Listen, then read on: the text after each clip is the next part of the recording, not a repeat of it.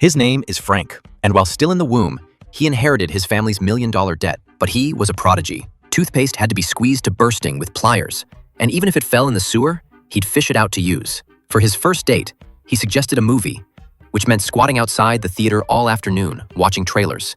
And he even swiped the girl's cotton candy.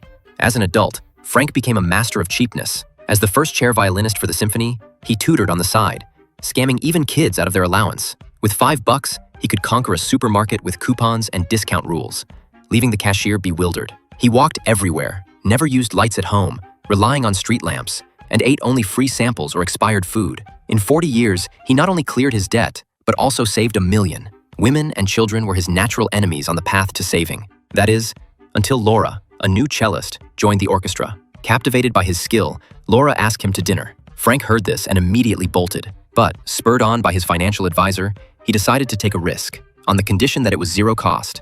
He blackmailed a student's parents into sponsoring a free dinner, but Laura claimed she was allergic to eggs and flour, pointing to the Italian seafood restaurant across the street. Frank froze, roaring internally. "You're not allergic to flour, you're allergic to saving money." The menu prices had him on pins and needles. Laura ordered a 110-pound lobster. He gnawed on a single piece of bread the whole time. When the bill came, he imagined causing a huge scene, but in reality, hid in the bathroom and lit paper to set off the sprinklers, successfully dining and dashing. This experience reinforced his resolve to stay single.